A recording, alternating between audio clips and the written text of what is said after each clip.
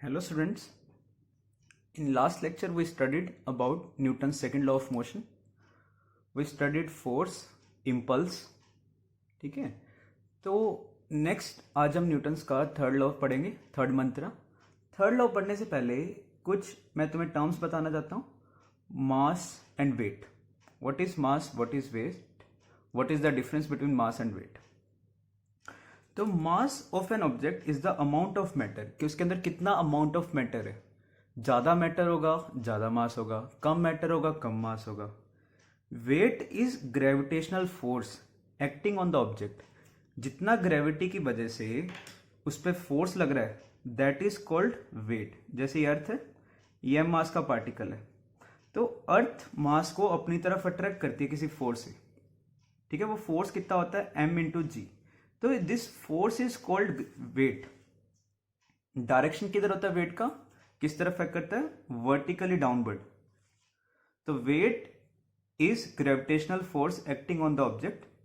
तो mass is a scalar quantity and weight is a vector quantity.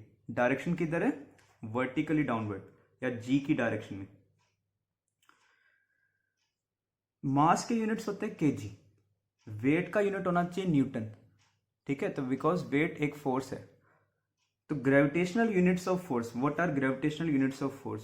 जैसे अगर तुमसे बोले कि 1 kilogram force, this is 1 kilogram force. इसको केजीएफ से डिनोट करते हैं, किलोग्राम फोर्स. या इसको बोलते हैं 1 किलोग्राम वेट. इसका क्या मीनिंग होता है कि 1 किलो मास का कितना वेट है, that is called 1 kg weight या 1 किलोग्राम फोर्स. तो 1 केजी का अगर मास है, जैसे m मास है, उस पर कितना ग्रेविटेशन फोर्स लगता है mg. तो 1 केजी का मास है, उस पर कितना फोर्स लगेगा 1 इंटू जी. जी का वैल्यू कितना है 9.8 मीटर पर सेकेंड स्क्वायर. तो इट इज 9.8 न्यूटन. तो किलोग्राम फोर्स या किलोग्राम वेट, ये वेट का यूनिट है, ये मास का यूनिट नहीं है. It is weight. जैसे हम बोलो कि 10 किलोग्राम वेट, तो कितना हो गया 10 इंटू 9.8, कि 10 केजी का कितना वेट होगा. एक क्वेश्चन पूछ रहा हूँ. जो हम वेइंग मशीन देखते हैं, वेइंग मशीन पे जैसे तुम अपना वेट करते हो, वेइंग मशीन वेट मेजर करता है या मास मेजर करता है. जैसे मान लो किसी पर्सन उसके ऊपर चढ़ा, उसका 45 केजी वेट आ रहा है, ठीक है, या 40 केजी वेट आ रहा है, तो वो वेट है या मास है. बहुत से बच्चों का आंसर गलत होगा. जैसे अगर किसी पर्सन का वो रीडिंग शो कर रहा है कि 40 केजी, वो मास होता है 40 केजी. वेइंग मशीन हमारा मेजर करता है वेट. तो 40 केजी कितना वेट लगा रहा होगा वो उसने मेजर कर लिया. जैसे मान लो तुमने 1 केजी का पार्टिकल उसके ऊपर रख दिया, उसके ऊपर कितना फोर्स लग रहा होगा 9.8 न्यूटन. बट वो क्या करता है, जी से उसे डिवाइड करके हमें रीडिंग शो करता है. तो जैसे मान लो 5 किलो का तुमने ऑब्जेक्ट रख दिया, ऐसे वेइंग मशीन है, वेइंग मशीन के ऊपर हमने 5 केजी का ऑब्जेक्ट रख दिया, तो इस पर कितना फोर्स लगा रहा होगा 5 इंटू जी. तो मेजर तो वो फोर्स करेगा, बट क्या करता है, जो रीडिंग शो करता है ना, वो जी से डिवाइड करके शो कर देता है. तो इट इज 5 केजी. ज़्यादा अच्छा इसको बोलना चाहिए 5 केजी वेट. तो वेइंग मशीन वेट मेजर करता है या फोर्स मेजर करता है, वो मास मेजर नहीं करता. कई बार होता है ना कि हम वेइंग मशीन को ऐसे जोर से दबा दें, अब मेरे हाथ का मास तो फिक्स है, तो अगर मैं अपना वेइंग मशीन पे अपना हाथ रखूँ तो मास तो फिक्स आना चाहिए. बट अगर मैं इसको दबाता रहूँ, ऐसे दबाता रहूँ, पुश करता रहूँ, तो वेइंग मशीन की रीडिंग चेंज होती है. क्यों? क्योंकि वो मास मेजर नहीं करता, इट मेजर्स वेइंग या वेट. तो करता क्या है, वो जो फोर्स उस पर एक्ट करता है उसको जी से डिवाइड करके हमें रीडिंग शो करता है. तो जिस पर्सन का मास 40 केजी है, उसका वेट कितना रहा होगा 40, मास इज 40 केजी, तो उसका वेट कितना रहा होगा 40 इंटू जी, 40 इंटू 9.8. ये कितना आ जाएगा तुम्हारे पास, इट विल बी 392 न्यूटन. अब वेइंग मशीन करेगा क्या, इस रीडिंग को जी से डिवाइड करके बताता, तो वो 40 केजी बताएगा या 40 केजी वेट बताएगा. तो this is the difference between mass and weight. Weight is a vector quantity, वो फोर्स होता है, mass is amount of matter. हमारे वेइंग मशीन वेट मेजर करते हैं, बट क्या करते हैं, वो जी से डिवाइड करके हमें रीडिंग शो करते हैं. इसलिए उनकी जो रीडिंग्स होती है उसको हम जैसे 2 केजी, 5 केजी, 40 केजी, 40 केजी नहीं बोलते, उसको बोलते हैं 40 केजी वेट, कि 40 किलो का कितना वेट है. तो किलोग्राम फोर्स या kilogram wait, it is unit of force. This unit is called gravitational unit of force. अब हम आते हैं न्यूटन्स के थर्ड लॉ पे, थर्ड मंत्र. न्यूटन ने क्या बोला, कहता कि force always exist in pair. कभी भी कोई सिंगल फोर्स नहीं होता. जैसे ये पेन है, मैंने पेन पे फोर्स लगाया तो पेन भी मेरे ऊपर फोर्स लगा रहा होगा. ठीक है, जैसे मेरा हाथ है, मैंने दूसरे हाथ से इस पर फोर्स लगा रहा हूँ तो दूसरा हाथ, ये हाथ भी मेरे ऊपर फोर्स लगाएगा. मैं इसको इस साइड पुश कर रहा हूँ, ये मेरे को इस साइड पुश कर रहा होगा. ठीक है, तो कहता whenever a body exerts a force on the second body exerts an oppositely directed force of equal magnitude on the first body. जैसे 2 है, ये 1 है. मान लो 1 ने 2 पे कोई फोर्स लगाया, जैसे एज्यूम करते हैं मान लो मास होते, ग्रेविटेशन फोर्स लगता, तो सेकेंड 2 मास 1 को अपनी तरफ अट्रैक्ट करता है. कितनी फोर्स है, इसको लिखते हैं F12. F12 का क्या मीनिंग है, force on one due to 2, कि फर्स्ट पार्टिकल पे सेकेंड पार्टिकल ने कितना फोर्स लगाया. ऐसे ही 1 वाला इसको अपनी तरफ अट्रैक्ट करा होगा. तो क्या कहता है न्यूटन, कहता है कभी भी जो फोर्स है, अगर ये इसको फोर्स लगा रहा है, ये भी इसे ही फोर्स लगाएगा, दोनों का डायरेक्शन ऑपोजिट होगा, वो भी सही, एंड ऑफ इक्वल मैग्नीट्यूड. तो F21 is minus of F12. जैसे दो वेक्टर्स हैं, A vector is equal to minus B vector. इसका क्या मतलब होता है, if A vector is equal to minus B vector, what is the meaning of this. इसका मीनिंग मैंने बताया था कि दोनों का मैग्नीट्यूड बराबर है, डायरेक्शन क्या है, ऑपोजिट, डायरेक्शन इज ऑपोजिट. तो F21 is equal to minus of F12. इसका क्या मीनिंग है, दोनों का मैग्नीट्यूड बराबर है, डायरेक्शन दोनों का क्या है, ऑपोजिट. तो या इसको ऐसे भी बोलते हैं, every action has an equal and opposite reaction. कोई सी भी एक्शन का, जैसे इसने इस पे फोर्स लगाया तो ये भी इस पे इतना ही इक्वल एंड ऑपोजिट फोर्स लगाएगा. जैसे मान लो तुमने किसी के जाके खींच के मारा तो वो भी तुम्हें खींच के मारेगा. तो तुमने कुछ एक्शन किया, उसने तुम्हारे ऊपर रिएक्शन किया. ये तो मजाक है ना. देखो यहाँ पे देखो, कोई भी चीज देखो, इसके एग्जांपल देखते हैं. जैसे मान लो स्प्रिंग है, मैंने हैंड से स्प्रिंग को ऐसे पुश कर दिया तो मैं स्प्रिंग को दबा रहा हूं. ठीक है, किस तरफ फोर्स लगा रहा हूं, मैंने स्प्रिंग पे इस तरफ फोर्स लगा के इस पे इस साइड एक्शन किया, तो स्प्रिंग भी मेरे ऊपर फोर्स लगाता जाएगा, ऑपोजिट डायरेक्शन में फोर्स लगा रहा होगा. जितना जोर से मैं फोर्स लगाऊंगा, जितना ज्यादा मैं दबाऊंगा फोर्स, स्प्रिंग भी मेरे ऊपर उतना ही फोर्स लगाएगा. तो this is action reaction pair बोलते हैं इसे, एक्शन रिएक्शन पेयर.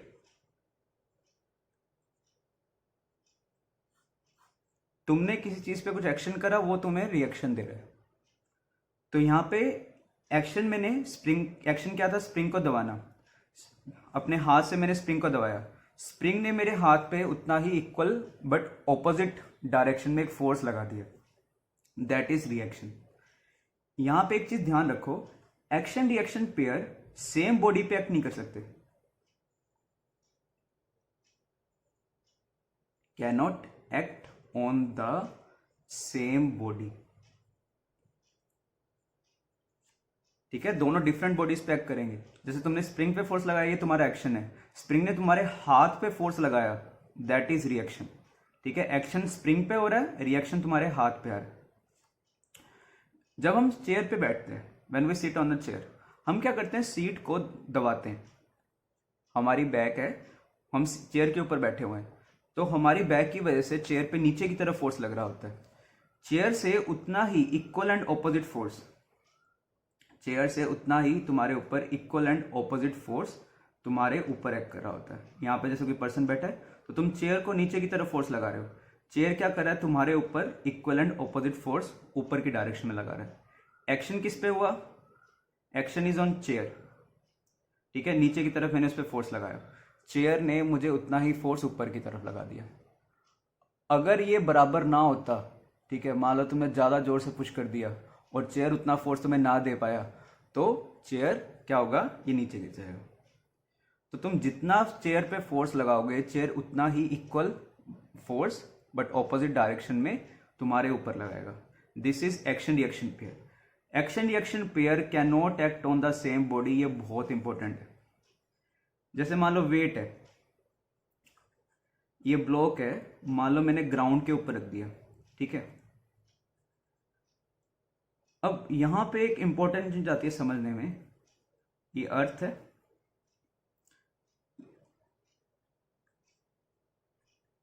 अर्थ ब्लॉक पे ग्रेविटेशन फोर्स लगाता है, दैट इज mg।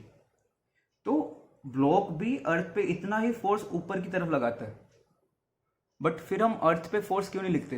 बिकॉज अर्थ बहुत मैसिव है, उसका मास इतना ज्यादा है, अर्थ का जो मास है इतना ज्यादा है कि इसका एक्सेलरेशन बहुत कम होता है। Acceleration is force by mass. तो अर्थ का जो मास है वो बहुत लार्ज है, तो अर्थ का एक्सेलरेशन बहुत ही नेग्लिजिबल आता है, इसलिए हम अर्थ के एक्सेलरेशन को कंसीडर नहीं करते, ठीक है। फोर्स, बट अगर तुम्हारे ऊपर जैसे पेन है, पेन के ऊपर अर्थ फोर्स लगा रहा है तो पेन भी अर्थ को अपनी तरफ खींच रहा होगा, but mass of earth is quite large, ठीक है। मास ऑफ अर्थ पता कितना होता है? Mass of earth is 6 × 10⁻24 kg, इतना हैवी है, तो उसका एक्सेलरेशन क्या होता है? बहुत ही ज्यादा नेग्लिजिबल, ठीक है। और next case is recoil of gun. इसको समझो अच्छे से, what is recoil of gun? जब गन में से बुलेट फायर करते हैं, ठीक है, ये एक गन है, इसमें से कोई बुलेट तुमने फायर करी, तो जो बुलेट पे गन किस तरह फोर्स लगा रहा होगा? बुलेट में ना अंदर क्या होता है, गन में ना अंदर स्प्रिंग होता है, तो जब हम दबाते हैं ना ट्रिगर, स्प्रिंग दबता है और बुलेट को आगे की तरफ पुश करता है, तो बुलेट पे तो फोर्स किस तरफ लग गया? फॉरवर्ड डायरेक्शन पे। बट इतना ही equal and opposite force gun पे बैकवर्ड डायरेक्शन में एक्ट करता है, जिसकी वजह से गन पीछे की तरफ आता है या रिकॉइल करता है। This is called recoil. Gun का पीछे की तरफ आना is called recoil. When a gun is fired, gun exerts a forward force on the bullet. The bullet exerts equal and opposite force on the gun in backward direction. तो ये action reaction pair हुए।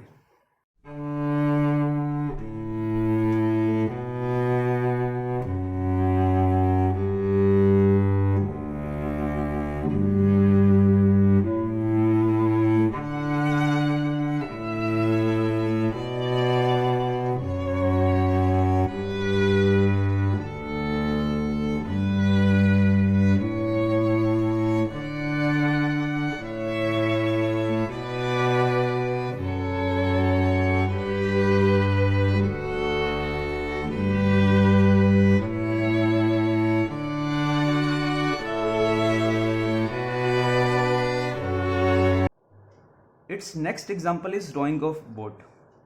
जब कोई भी boat चलाते हैं, क्या करते हैं? हम पानी को पीछे की तरफ पुश करते हैं। This is your action. पानी इन टर्न बोट को या तुम्हारी स्टिक को आगे की तरफ पुश करता है, ठीक है। This is reaction. तुमने एक्शन किस पे किया? पानी पे। रिएक्शन किस में मिला? तुमने स्टिक से पानी को पीछे पुश किया, तो स्टिक ने पानी को पीछे पुश किया, पानी पे एक्शन हो गया। पानी ने स्टिक को आगे पुश किया, ये उसका रिएक्शन है। तो ध्यान रखो, एक्शन रिएक्शन पेयर हमेशा डिफरेंट बॉडीज पे एक्ट करते हैं, सेम बॉडीज पे एक्ट नहीं कर सकते। We push the water in backward direction which in turn pushes the boat in forward direction. Next, while walking we push the road backwards। हम चलते कैसे हैं? जब हम अर्थ पे मूव करते हैं तो क्या होता है, हम अर्थ को क्या करते हैं? पीछे की तरफ पुश करते हैं। अर्थ हमें आगे की तरफ पुश करता है, हमारे फीट ना अर्थ को पीछे की तरफ पुश करते हैं, और अर्थ तुम्हें क्या करता है? आगे की तरफ पुश करता है। इसलिए क्या होता है, तुम्हारे पास, तुम इस तरीके से मूव कर पाते हो। जितनी ज्यादा फोर्स से अर्थ को पीछे पुश करोगे, उतना ही तुम्हारा अर्थ तुम्हें ज्यादा तेजी से पुश करेगा, ज्यादा जोर से पुश करेगा, और उतना तुम तेजी से मूव कर सकते हो। तो how hard we push the earth in backward direction, उतने ही ज्यादा फोर्स से अर्थ तुम्हें आगे की तरफ पुश करता है। Next, when a sailor jumps out of a rowing boat. जैसे बोट है, एक सेलर ने बाहर की तरफ जंप कर दिया, तो सेलर ने बोट पे किस तरफ फोर्स लगाया होगा? देखा, बोट पीछे की तरफ चला जाता है, तो सेलर ने बोट पे पीछे की तरफ फोर्स लगाया होगा, तभी बोट ने सेलर पे आगे की तरफ फोर्स लगाया। तो सेलर आगे चला गया, बोट पीछे चला गया। फिर से एक्शन रिएक्शन पेयर दो डिफरेंट बॉडीज पे एक्ट करता है। तुमने एक्शन किस पे किया? बोर्ड पे, बोर्ड को पीछे धकेला, बोर्ड का रिएक्शन क्या था? उसने तुम्हें आगे पुश कर दिया। लास्ट केस में अर्थ को हमने पीछे की तरफ पुश किया, अर्थ ने तुम्हें आगे की तरफ पुश किया। Our next example is rocket propulsion. Rocket propulsion क्या होता है? ये हमारा इसरो का रॉकेट है, ठीक है, नासा का नहीं है, इसरो का। मेरा देश महान, जय हिंद। तो हम क्या करते हैं, रॉकेट का इंजन है जो, यहाँ पे ना गैस भरी होती है, फ्यूल होता है इसका जो। तो फ्यूल जब रॉकेट चलता है, यहाँ पे ना फ्यूल बर्न करता है, और फ्यूल बर्न करेगा तो वहाँ पे ना गैसेस प्रोड्यूस होती हैं। तो गैसेस को ऐसे पीछे की तरफ पुश करता है, यहाँ से गैसेस पीछे आती हैं, which in turn pushes the rocket in opposite direction। ठीक है, तो ये तुम्हारा एक्शन था, रॉकेट ने गैसेस को पीछे पुश किया, और ये उसका रिएक्शन था। दोनों का मैग्नीट्यूड इक्वल होगा बट डायरेक्शन ऑपोजिट होगी। In a rocket engine the highly combustible fluid burns at a tremendous rate. The rocket exerts a downward force on the exhaust gas, जो गैस बाहर निकल रही होती है, and thus according to Newton's third law the exhaust gas exerts an upward force on the rocket of equal magnitude, direction opposite but equal magnitude. 15, 12, 11, 10, 9, 8, 7, 6, 5, start, 2, 1, booster ignition, and liftoff of the Space Shuttle Discovery, returning to the space station, paving the way for future missions beyond.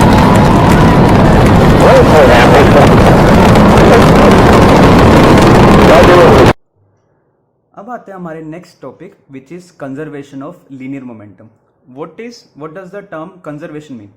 Conservation का क्या meaning होता है? तो conservation का meaning होता है remaining constant with time. मतलब कोई चीज अगर टाइम के साथ चेंज ना करे, मैं अभी देखूं, 10 दिन बाद देखूं, 20 दिन बाद देखूं, ठीक है, 40 दिन बाद देखूं, वो चीज सेम रहनी चाहिए, तो दैट इज कॉल्ड कंजर्वेशन। तो अब हम देखते हैं कंजर्वेशन ऑफ लीनियर मोमेंटम, मतलब लीनियर मोमेंटम का ना चेंज होना is called conservation of linear momentum. Newton के सेकंड लॉ से हमने पढ़ा था कि F external is change in momentum by time, या change in momentum is F external into time. तो अगर एफ एक्सटर्नल 0 हो जाए तो चेंज इन मोमेंटम भी कितना हो जाएगा? 0। चेंज इन मोमेंटम 0 मतलब, चेंज का मतलब होता है final value minus initial value. तो चेंज इन मोमेंटम मतलब final momentum minus initial momentum is 0। तो meaning final momentum is equal to initial momentum, या final linear momentum is equal to initial linear momentum. This is called conservation of linear momentum. तो क्या statement है इसका? When external force acting on the system is 0, किसी भी system पे अगर external force 0 हो तो लीनियर मोमेंटम रिमेन्स कंजर्व। अब ये लॉ बहुत इंपॉर्टेंट है, इसका बहुत यूज आएगा। ये कैसे डराइव हुआ है? न्यूटन के सेकेंड लॉ से, प्लस इसका हम यूज कैसे करेंगे? न्यूटन के थर्ड लॉ ने क्या बताया? थर्ड लॉ ने बताया कि कोई भी जो फोर्स है वो पहली बात तो पेयर्स में एग्जिस्ट करती है। तो तुम्हें जब ना ये लॉ अप्लाई करना है, हमें एक सिस्टम चूज करना पड़ता है। जैसे मान लो ये 2 बॉल्स आ रही हैं, किसी स्पीड से आ रही थी, मान लो v1 से v2 से, ये आई और आपस में टकरा गई। इसने इस पे फोर्स लगाया, फर्स्ट बॉल ने सेकंड बॉल पे फोर्स लगाया होगा, और इस बॉल ने इस पे फोर्स लगाया होगा। क्या इनका मैग्नीट्यूड इक्वल है? यस। क्या इनका डायरेक्शन ऑपोजिट है? यस। तो अगर मैं तुमसे पूछूं कि क्या भाई ये फर्स्ट बॉल पे फोर्स लगा? यस। सेकंड बॉल ने फर्स्ट बॉल पे फोर्स लगाया कोलिजन के टाइम, किस डायरेक्शन में लगाया? इस तरफ। तो this is force on 1 due to 2। तो क्या सेकंड फोर्स, तो इसका क्या मोमेंटम चेंज होगा अगर एक्सटर्नल फोर्स नॉन जीरो हो? मोमेंटम तो कंजर्व कब होता है? जब एक्सटर्नल फोर्स क्या हो? 0। बट इस पे तो फोर्स नॉन जीरो है, तो ऑब्वियसली इसकी स्पीड चेंज होगी, मोमेंटम भी चेंज होगा। ऐसे इस केस में क्या इसने 1 ने 2 पे फोर्स लगाया? यस। तो this is force on 2 due to 1, इसका भी मोमेंटम चेंज होगा। बट न्यूटन का थर्ड लॉ क्या कहता है कि ये फोर्स इक्वल मैग्नीट्यूड के होते हैं, ऑपोजिट डायरेक्शन के होते हैं। तो अगर मैं इन दोनों का वेक्टर सम करूं, इन दोनों का सम करूं, तो मैंने अभी बताया था F12 is equal to minus of F21, तो इनका सम कितना आएगा? 0। बिकॉज इनका मैग्नीट्यूड इक्वल होता है, डायरेक्शन ऑपोजिट होता है। जैसे 4 न्यूटन का फोर्स इधर, 4 न्यूटन का इधर, इनका सम कितना होगा, देयर सम विल बी 0। तो न्यूटन के थर्ड लॉ ने हमें बताया कि भी फोर्स पेयर्स में एग्जिस्ट करते हैं, मैग्नीट्यूड क्या होता है, इक्वल, ठीक है, और डायरेक्शन क्या होता है, ऑपोजिट। तो अगर मैं इस पूरे को सिस्टम चूज कर लूं तो क्या इस सिस्टम पे कोई बाहर से फोर्स लग रहा है, नहीं लग रहा। ये जो इंटरनल फोर्सेस हैं इनका सम तो कितना है, 0। तो तुम्हें इस तरीके से एक सिस्टम चूज करना पड़ेगा। जैसे मान लो इनकी लड़ाई होगी, इसने इस पे खींच के थप्पड़ मारा, ठीक है, that is force on 1 due to 2। इसने इस पे खींच के थप्पड़ मारा, ठीक है, फोर्स ऑन 2 ड्यू टू 1। अब क्या हुआ, बाहर से पुलिस आ गई, तो मैं बोलूं कि क्या इस पे फोर्स लगा, क्या इस पे थप्पड़ लगा, यस। क्या इस पे थप्पड़ लगा, यस। अब पुलिस आ गई, ये कहते हैं नहीं नहीं हम तो भाई हैं, ठीक है, हमारी कोई लड़ाई लड़ाई नहीं हुई, मैंने उसको थप्पड़ मारा, उसने मेरे को थप्पड़ मारा, तो थप्पड़ थप्पड़ कैंसिल। तो ऐसे ही ये कहता है कि इसने मेरे पे फोर्स लगाया, 1 पे 2 ने फोर्स लगाया, 2 ने 1 पे फोर्स लगाया। बट अगर मैं पूरे सिस्टम को देखूं, पूरे को एज अ होल देखो, एज अ सिस्टम, तो क्या हुआ, नेट एक्सटर्नल फोर्स इज 0 और इन फोर्सेस का सम कितना हो गया, 0। तो लीनियर मोमेंटम क्या रहेगा, कंजर्व। तो एक इंपॉर्टेंट चीज है, हमें एक सिस्टम चूज करना पड़ेगा। उस सिस्टम को तुम कैसे चूज करोगे कि कौन सा सिस्टम लेना है, तुम इस तरीके से देखना कि भाई नेट एक्सटर्नल फोर्स उस पर 0 आ जाए। अगर मैं सिर्फ 1 को अपना सिस्टम लेता, इस पे फोर्स लग रहा था, 2 को सिस्टम लेता, फोर्स लग रहा था, दोनों को कंबाइंड सिस्टम ले लूं, ये फोर्स इंटरनल फोर्स बन जाएगी which is of equal magnitude but opposite direction. तो इनका सम कितना होगा, 0। Net external force will become 0। तो हम क्या चीज कंजर्व कर सकते हैं, हम लीनियर मोमेंटम कंजर्वेशन लगा सकते हैं। अब लीनियर मोमेंटम कंजर्वेशन पे हम कुछ एग्जांपल्स देखते हैं। First example is firing of bullet. Bullet तुमने फायर करा गन से, ठीक है, तो बुलेट पे मान लो स्टार्टिंग में गन रेस्ट पे था, तुमने बुलेट फायर करा, बुलेट पे फोर्स किधर लगा होगा, आगे की तरफ। क्या इतना ही फोर्स गन पे लगेगा पीछे की तरफ, यस। तो अगर मैं पूरे को सिस्टम ले लूं, इफ मैं दोनों को सिस्टम कंसीडर कर लूं, तो क्या नेट एक्सटर्नल फोर्स कितना है, यस, बहुत सही सोच रहे हो, एफ एक्सटर्नल इज 0। तो linear momentum shall remain conserve. Initial linear momentum कितना है, देखो जैसे क्वेश्चन ट्राई करते हैं। A bullet of mass 200 gram is fired with the velocity ये, find recoil velocity of the gun. Gun का मास है 10 kg। Initially both were at rest, दोनों इनिशियली रेस्ट पे थे। तो स्टार्टिंग में देखो, अब ये मैंने गन प्लस बुलेट, हमारा जो सिस्टम है इसमें क्या सिस्टम है, गन प्लस बुलेट मेरा सिस्टम है। जितना बुलेट पे आगे की तरफ फोर्स लगेगा उतना ही गन पे पीछे की तरफ फोर्स लगेगा। तो नेट फोर्स कितना हो गया, 0। सो लीनियर मोमेंटम क्या रहेगा, कंजर्व। तो initial linear momentum is equal to final linear momentum. Starting में लीनियर मोमेंटम कितना था, लीनियर मोमेंटम होता है मास इनटू वेलोसिटी। तो दोनों का ही जब वेलोसिटी 0 है तो गन का भी इनिशियल मोमेंटम 0 एंड हमारे पास बुलेट का भी लीनियर मोमेंटम 0। फाइनली बुलेट आगे की तरफ चला गया, कितनी स्पीड से, विथ स्पीड 50 मीटर पर सेकेंड, ठीक है। तो क्या बुलेट का क्या लिखूंगा momentum, mass of gun into speed of gun, ठीक है। मान लो मैं आगे की तरफ को पॉजिटिव ले रहा हूं, sorry, mass of bullet plus velocity of bullet. ऐसे ही mass of gun plus velocity of gun, ये हो गया फाइनल। इनिशियली दोनों का वेलोसिटी कितना था, 0। तो क्योंकि वेलोसिटी वेक्टर है तो तुम्हें एक डायरेक्शन पॉजिटिव चूज करना पड़ेगा, जैसे मैंने सामने की तरफ चूज किया। तो initial momentum is 0। Mass of bullet, bullet का कितना मास है, 20 ग्राम। इसको केजीज में कन्वर्ट करो पहले तो, इनटू वेलोसिटी कितनी है इसकी, 50 मीटर पर सेकेंड।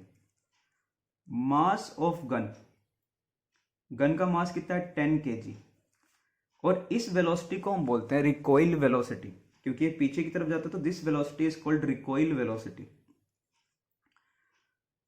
तो गन का वेलोसिटी जिस तरफ तुमने पॉजिटिव चूज किया उसके ऑपोजिट डायरेक्शन में, तो इसको हम लिखेंगे minus of velocity of recoil या रिकॉइल वेलोसिटी ऑफ गन।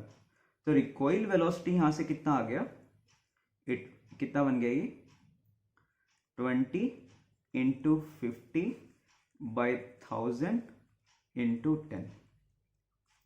तो कितना आ रहा है, ये हो गया 1000, ठीक है, बाय 1000, ये हो गया 0.1 मीटर पर सेकेंड। तो गन पीछे की तरफ इतनी स्पीड से रिकॉइल करेगा। यहां पे एक चीज ध्यान रखना, वेक्टर क्वांटिटी है, वेलोसिटी है, मोमेंटम दोनों ही, तो हमें एक डायरेक्शन पॉजिटिव चूज करना है। जैसे मैंने सामने वाले डायरेक्शन को पॉजिटिव चूज कर लिया, तो अगर तुम्हारी वेलोसिटी पीछे की तरफ आ रही है तुम्हें उसे नेगेटिव लेना पड़ेगा। तो यहां से डायरेक्टली फॉर्मूला भी बता रहा हूं, क्या लिख सकते हो, मास of bullet into velocity of bullet plus mass of gun into minus A speed of gun. तो स्पीड ऑफ गन कितना आ गया, मास of bullet into speed of bullet by mass of gun. तो ये तुम्हारा डायरेक्टली फॉर्मूला है, इससे solve भी कर सकते हो। Next, a girl of mass 40 kg jumps with a horizontal velocity of 5 meter पर second out of a stationary cart, find the velocity of the cart. कोई एक गर्ल दिखाइए, ठीक है, ये कार्ट था, कार्ट स्टेशनरी कार्ट था, रेस्ट पे था। गर्ल ने यहां से कार्ट से बाहर की तरफ जंप कर दिया, तो गर्ल पे फोर्स किधर लगा होगा, गर्ल ने कैसे बाहर की तरफ कैसे आ सकती है, उसने कार्ट को पीछे की तरफ फोर्स लगाया होगा, कार्ट ने से आगे की तरफ फोर्स लगाया होगा। तो अगर मैं दोनों को सिस्टम चूज कर लूं, अगर हम दोनों को ही सिस्टम चूज कर ले, तो नेट एक्सटर्नल फोर्स कितना हो गया दोनों पे 0। इस पे आगे की तरफ जितना फोर्स लग रहा है उतना इस पे पीछे की तरफ फोर्स लग रहा है। तो मैं क्या कर सकता हूँ, मोमेंटम कंजर्वेशन कर सकता हूँ इन हॉरिजॉन्टल डायरेक्शन। तो स्टार्टिंग में कितना मोमेंटम था, P initially is P final, starting में कितना मोमेंटम है 0। फाइनली गर्ल का मास है 40 kg और इसकी स्पीड आ रही है 5 मीटर पर सेकेंड। मैं राइट साइड को पॉजिटिव ले रहा हूँ, प्लस कार्ट का कितना मास है, कार्ट का मास है 20 kg और उसकी पीछे की तरफ v स्पीड आ रही है, तो माइनस v लिखोगे क्योंकि हमें वेलोसिटी लिखना है, या मोमेंटम ना वेक्टर क्वांटिटी है तो डायरेक्शन लिखना है। तो कितना आ गया, यहाँ से सोल्व कर लो, ये हो गया 200/20 दैट इज 10 मीटर पर सेकेंड। तो कार्ट तुम्हारा पीछे 10 मीटर पर सेकेंड से जाएगा। नेक्स्ट क्वेश्चन देखो, अब इसमें कार्ट स्टार्टिंग में रेस्ट पे नहीं है, cart is initially moving with speed 10 metre पर सेकेंड, ठीक है। अब गर्ल ने बाहर जंप कर दिया, cart is initially moving with speed 10 metre पर सेकेंड। गर्ल ने बाहर की तरफ जंप कर दिया विद स्पीड 15 मीटर पर सेकेंड। हमें कार्ट की स्पीड निकालनी है। अब कार्ट की स्पीड ये भी पॉसिबल है कि पीछे की तरफ चला जाए, हो सकता है सेम डायरेक्शन में जाए, तो तुम्हारी मर्जी है, किसी भी डायरेक्शन ले लो। मान लो मैं इसी डायरेक्शन में लेके चलता हूँ, बट ध्यान रखना साइन के साथ लिखना टर्म्स। जैसे स्टार्टिंग मोमेंटम गर्ल का मास कितना है 40, इसकी स्पीड कितनी है सामने की तरफ 10, प्लस कार्ट का मास कितना है 20, इसकी भी स्पीड है 10, क्योंकि अगर गर्ल कार्ट में थी और कार्ट किसी स्पीड से जा रहा था तो गर्ल की भी तो स्पीड उतनी रही होगी ना, 10 मीटर पर सेकेंड। या डायरेक्टली ऐसे लिख सकते हो, दोनों को एक सिस्टम मान लो, दोनों की क्योंकि स्पीड 10 है ना, तो 60 × 10, दोनों का मास हो गया 60, दोनों 10 की स्पीड से जा रहे हैं, is equal to finally girl का स्पीड है 15, ठीक है, और मास है 40 और प्लस 15 क्योंकि सामने की तरफ है, और कार्ट का मास है 20 और इसकी स्पीड है मान लो v। ये v हमें फाइंड करना है। तो 600 is equal to 600 plus 20v, v कितना आ गया 0, तो कार्ट बाद में रेस्ट पे आ जाएगा। तो ये है कंजर्वेशन ऑफ लीनियर मोमेंटम। और एग्जांपल्स कर लो, कार्ट आगे की तरफ जा रहा था, गर्ल ने 40 kg गर्ल ने पीछे की तरफ जंप लगा दिया, तो कार्ट का स्पीड बताओ। इनिशियली कितना मोमेंटम है, कार्ट प्लस गर्ल दोनों ही राइट साइड में जा रहे हैं, कितनी स्पीड से 10 मीटर पर सेकेंड। फाइनली गर्ल के स्पीड पीछे की तरफ 10 है, तो -10। कार्ट का स्पीड आगे की तरफ v है, तो कितना आ गया 600 is equal to -400 plus 20v।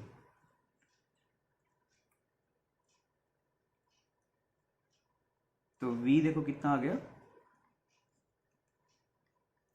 तो इट इज 50 मीटर पर सेकेंड। तो इतनी स्पीड से कार्ट आगे की तरफ जाना स्टार्ट कर देगा।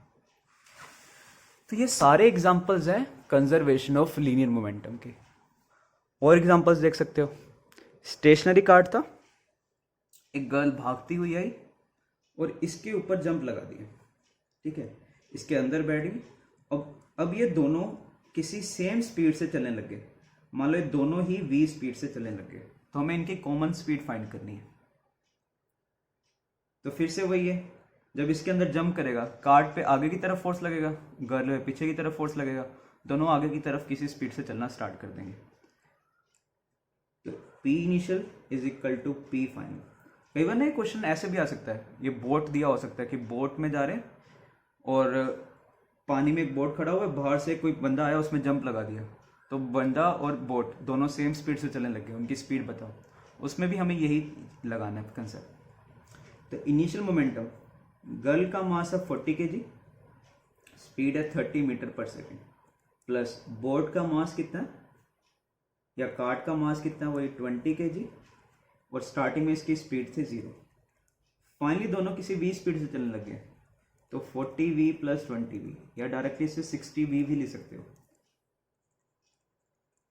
तो यहां से v का वैल्यू निकाल लो।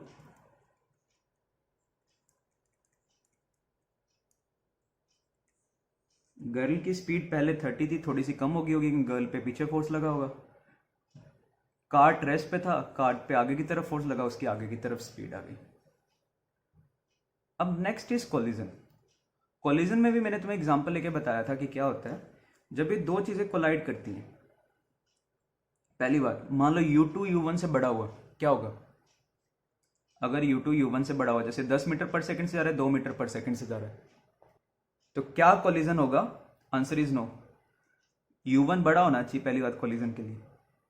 तो ये आया, मान लो इसकी स्पीड ज्यादा थी, या आया इससे टकरा रहा है, टकराते टाइम इसने क्या करा, इसको आगे की तरफ फोर्स लगाया, इसने इस पे इतना ही फोर्स पीछे की तरफ लगाया। मैग्नीट्यूड दोनों का सेम है, डायरेक्शन ऑपोजिट है। अगर मैं दोनों को सिस्टम ले लूं, इन दोनों को सिस्टम ले लूं, तो नेट एक्सटर्नल फोर्स कितना हो जाएगा? 0। तो मोमेंटम हम कंजर्व कर सकते हैं। तो क्या लिखोगे? m1u1 प्लस m2u2, ये हो गया initial momentum, is equal to final momentum. यहां पे ध्यान रखना, ये v1 v2 ना वेलोसिटी वेक्टर फॉर्म में है। तो अगर मान लो u1 इस u2 या u1 कोई भी, या v1 v2 ऑपोजिट डायरेक्शन में, मान लो u2 इस साइड होता, तो मैं उसमें ना -u2 लिखता। क्यों? ये हमने क्या करा है? Conservation of linear momentum.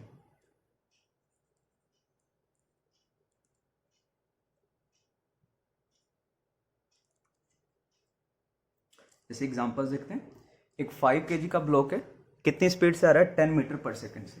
एक दूसरा 1 kg का ब्लॉक है, वो 4 मीटर पर सेकंड से। कोलिजन हुआ, 1 kg वाला अब 9 मीटर पर सेकंड से जाने लग गया, हमें 5 kg वाले की स्पीड बतानी है। क्या करेंगे? Linear momentum conservation. Starting momentum 5 into कितनी स्पीड है? 10, 1 इंटू 4, 5 की मान लो v स्पीड है राइट साइड में, हमें निकालना है, प्लस 1 वाले की कितनी है? 9। तो ये कितना आ गया? 54 is equal to 5v plus 9। तो 5v इज इक्वल टू कितना हो गया? ये इज 45, या v कितना आ गया? 9 मीटर पर सेकेंड। तो ये भी कितनी स्पीड से जाएगा? 9 मीटर पर सेकेंड से। नेक्स्ट केस, ये 10 मीटर पर सेकेंड से इस साइड जा रहा है, 1 kg वाला इस डायरेक्शन में 4 मीटर पर सेकेंड से आ रहा है। कोलिजन हुआ, 1 kg वाला 11 मीटर पर सेकेंड से चलने लग गया, हमें 5 kg वाले का स्पीड फाइंड करना है। फिर से वही momentum conservation. Initial momentum 5 into 10, मैं राइट साइड पॉजिटिव ले रहा हूं, 1 kg वाले का इज इक्वल टू 5 वाले का कितना स्पीड है? मान लो इस डायरेक्शन में v आ गया, प्लस 1 kg वाले का कितना आ गया? 11 मीटर पर सेकेंड। तो क्या हो गया 50 minus 4 is equal to 5v plus 11। देखिए 46 is equal to 5v plus 11 या 5v आ गया कितना 35, that is v is equal to 7 metre पर सेकेंड। तो ये सारे के सारे क्वेश्चन हमारे किस चीज़ पे बेस्ड हैं, कौन से कंसेप्ट पे, on conservation of linear momentum. Next example collision का ही है। कई बार ना में क्वेश्चन आता है इनइलास्टिक कोलिजन हो गया, इलास्टिक कोलिजन, इनइलास्टिक कोलिजन। तो ये इनइलास्टिक कोलिजन क्या होता है? जब दो ब्लॉक्स आपस में इनइलास्टिकली कोलाइड करते हैं, after collision they stick together, ठीक है, blocks stick together after collision and start moving with same velocity, तो this is called inelastic collision. तो अगर तुमसे कोई बोले कि इनइलास्टिकली कोलाइड कर रहा है तो फाइनली दोनों का स्पीड बस सेम कर देना। तो स्टार्टिंग मोमेंटम कितना हो गया इसका 5 × 10 प्लस 3 × 2, ये स्टिक कर गए, कितना मास हो गया 8 × v, ऐसे लिख सकते हैं 5v प्लस 3v, दोनों का स्पीड सेम ही। तो क्या आएगा यहाँ से 50 plus 6, 56 is equal to 8v, या v आ गया 7 मीटर पर सेकेंड। तो आफ्टर कोलिजन दोनों ही 7 मीटर पर सेकेंड से मूव कर रहे होंगे। नेक्स्ट केस यही है, इसमें इनइलास्टिक कोलिजन है बट इनका स्पीड ऑपोजिट डायरेक्शन में या वेलोसिटी ऑपोजिट डायरेक्शन में, ठीक है। इसका स्पीड है 12 मीटर पर सेकेंड, इसका 4 मीटर पर सेकेंड बट ऑपोजिट डायरेक्शन में। तो मान लो मैं राइट साइड को पॉजिटिव ले रहा हूँ, तो स्टार्टिंग में 5 का कितना स्पीड है, कितना वेलोसिटी है 12, 3 वाले का -4 इज इक्वल, दोनों स्टिक कर गए, तो 5v प्लस 3v, या सीधा लिख दो 8v, और ये कितना हो गया 60 माइनस 12, तो कितना आ गया 48, या v इज 6 मीटर पर सेकेंड। तो आफ्टर कोलिजन दोनों का स्पीड हो गया 6 मीटर पर सेकेंड। और एग्जांपल देखो, बॉम्ब एक्सप्लोजन का केस होता है। तुम्हें क्वेश्चन आएगा, एक बॉम्ब है, मान लो 10 किलो का बॉम्ब है, ये रेस्ट पे पड़ा हुआ था, बॉम्ब एक्सप्लोड कर गया, 2 पार्टिकल्स में ये ब्रेक हो गया, 2 पार्ट्स में ब्रेक हो गया। एक पार्ट का स्पीड है 5 मीटर पर सेकेंड आगे की तरफ, और इसका मान लो मास है कुछ भी 4 kg। तो जो रिमेनिंग पार्टिकल बच गया उसका मास कितना होगा, पहले तो ये 10 kg का था, इसका मास है 4, तो इसका कितना होगा 6 kg। इसका स्पीड कितना आएगा वो हमें फाइंड करना, मान लो पीछे की तरफ किसी v स्पीड से जा रहा है। तो इसमें भी क्या कंसेप्ट है बॉम्ब एक्सप्लोजन में, बॉम्ब पे देखो, बॉम्ब में जो भी फोर्सेज होती है, जब हम उस पर आग लगाते हैं, बॉम्ब में जो भी फोर्सेज एक्ट करती हैं वो इंटरनल फोर्सेज होती हैं, कोई भी बाहर से फोर्स नहीं होता। तो अगर मैं पूरे को एक सिस्टम लूँ तो नेट एक्सटर्नल फोर्स कितना है 0। तो हम इसमें भी क्या कंसेप्ट लगाएंगे, initial momentum is equal to final momentum. Initial momentum कितना था बॉम्ब का, 10 kg मास की स्पीड थी, रेस्ट पे था, तो initial momentum was 0। Final momentum 4 वाला आगे की तरफ जा रहा है 5 स्पीड से, और 6 kg वाला पीछे की तरफ आ रहा है v स्पीड से। तो क्योंकि वेक्टर क्वांटिटी है तो -v, तो 6v इज इक्वल टू 20, या यहाँ से v का वैल्यू कितना आ गया 10/3 मीटर पर सेकेंड। तो ये सारे के सारे examples are based on conservation of linear momentum. एक एग्जाम्पल तो मैं शो कर रहा हूँ, ये बैलून है, ठीक है, मैंने इसमें कुछ एयर फिल कर रखा है। अब जैसे ही मैं बैलून को रिलीज करूँगा ये पीछे की तरफ जाना स्टार्ट कर देगा। मुझे कमेंट्स सेक्शन में इसका रीज़न लिख के बताओ, ये क्यों पीछे की तरफ जा रहा है, ठीक है, इसका रीज़न लिख के बताओ।